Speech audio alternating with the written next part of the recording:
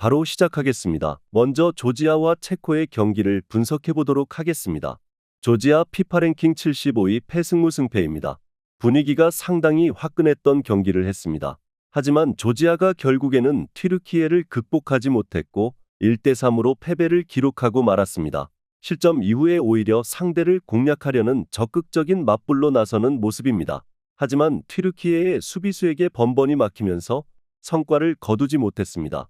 이 상황에서는 아무래도 뒷공간을 상당히 넓게 허용할 수밖에 없는데 체코의 특성은 상당히 빠른 역습입니다. 수비는 또 문제가 될 수도 있습니다. 체코 피파 랭킹 36위 승승승승패입니다. 포르투갈에게 졌지만 수비수 흐라나치의 치명적인 2번의 실수 이외에는 큰 흠이 없었습니다. 오히려 전반전에는 주도권을 잡은 포르투갈이 공격에서 아무것도 하지 못했던 정도였습니다. 특히 역습 상황에서 골을 먼저 기록하는 등 체코의 조직력과 수비 플러스 역습이 상당히 궤도에 올라왔다고 할 수 있었습니다. 조지아를 상대로도 비슷한 모습을 보여줄 가능성이 높아 보입니다. 포르투갈에게 졌지만 포르투갈의 공세를 꾸준히 막아내는 팀적인 모습은 칭찬을 해줄 수 있었습니다. 기동성이 높은 역습도 포르투갈의 골문을 뚫어내는 데 성공했습니다. 조지아가 극단적인 공격을 선보이고 있는데 오히려 이것이 수비적으로는 뒷공간을 넓게 허용하는 계기가 될 수 있습니다. 체코의 승리를 예상합니다. 다음은 튀르키예와 포르투갈의 경기를 분석해 보도록 하겠습니다. 튀르키예 피파 랭킹 35위 페페무패승입니다.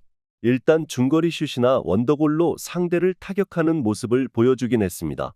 다만 조지아를 상대로 박스 내에서의 슈팅보다는 전반적으로 난사 기질이 강했다고 볼 수도 있을 듯합니다. 조지아도 실점이 나온 이후로는 상당히 몰아붙이는 모습을 보여주기도 했는데 이 때문에 튀르키예도 상당히 전진성을 보여주기는 어려웠을 것으로 보입니다. 물론 포르투갈을 상대로는 최대한 지더라도 골 차이를 줄이는 것이 먼저이기는 합니다. 포르투갈 피파 랭킹 6위 패승패승승입니다. 감독의 명장병이 경기를 망칠 뻔했습니다. 지난 경기에서는 3백을 가동했으나 선수들이 3백에 대한 이해도가 높은 편은 아니었습니다. 결국 플랜을 수정한 이후의 경기가 그나마 풀렸던 편입니다. 특히 콘세이상이 조커 카드로 상당히 요긴한 활용도를 펼쳤는데 핀란드전에서도 4대2 승리의 주역이 되면서 제 몫을 다했습니다. 교착 상태의 경기를 뒤집을 수 있는 선수로 활용될 수 있겠습니다. 튀르키예가 잠가버리는 상황을 만들겠지만 포백을 가동하면 1차전보다는 내용이 더 나아질 것을 짐작할 수 있을 것입니다. 게다가 콘세이상이 교착 상태를 격파할 만한 클래스를 보여주는 등 벤치에서도 믿을 만한 선수가 있다는 점을 높게 평가하고 싶습니다. 포르투갈의 승리를 예상합니다. 다음은 벨기에와 루마니아의 경기를 분석해 보도록 하겠습니다. 벨기에 피파 랭킹 3위 승무승승패입니다. 이 경기에서 못 이기면 사실상 토너먼트 진출은 날아가게 됩니다. 2차전의 사활을 걸어야 할 상태입니다. 하지만 벨기에의 경기력이 너무 심각했습니다. 특히 데브라이너 말고는 거의 공격 진영에서 존재감을 보여주는 선수가 없었습니다. 슬로바키아의 압박에 매우 고전했고 루카쿠는 역시 메이저 대회 본선에서는 존재감이 확 떨어지는 모습입니다. 특히 루마니아가 잠그기의 명수라는 점에서 벨기에 공격의 힘이 더욱 우려스럽습니다. 루마니아 피파 랭킹 46위 무패무무승입니다. 전략적인 움직임을 보여줄 것입니다. 우크라이나 전에서 3대0으로 골득실과 승점 3점까지 챙겼습니다. 한 점만 얻어도 괜찮다는 마인드로 나오게 될 것입니다. 유로 예선에서도 경기 당 2경기 1실점의 페이스로 수비는 상당히 잘 내내는 팀이기도 합니다.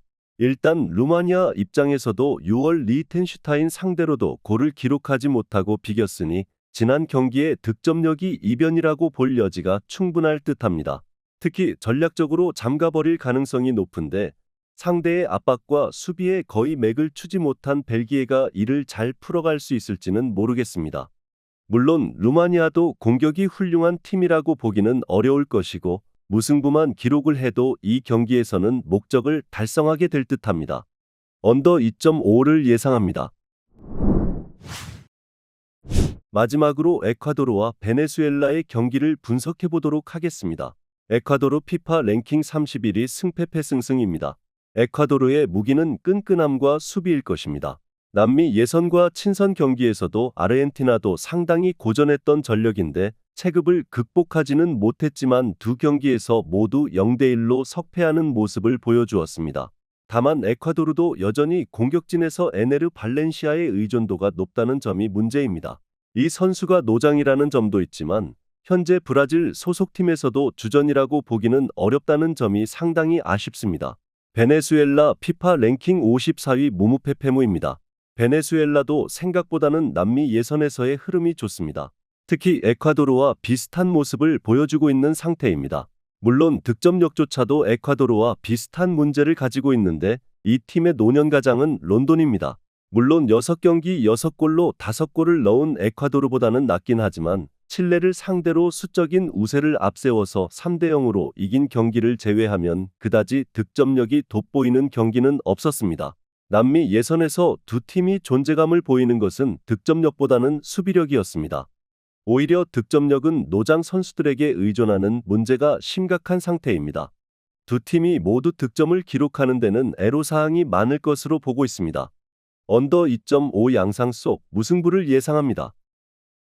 영상에서 알려드리는 내용들은 모두 1차 분석 내용들이며 2차 분석과 최종 조합픽은 영상 하단 고정 댓글 링크로 문의 주시면 안내 도와드리도록 하겠습니다. 시청해주셔서 감사합니다.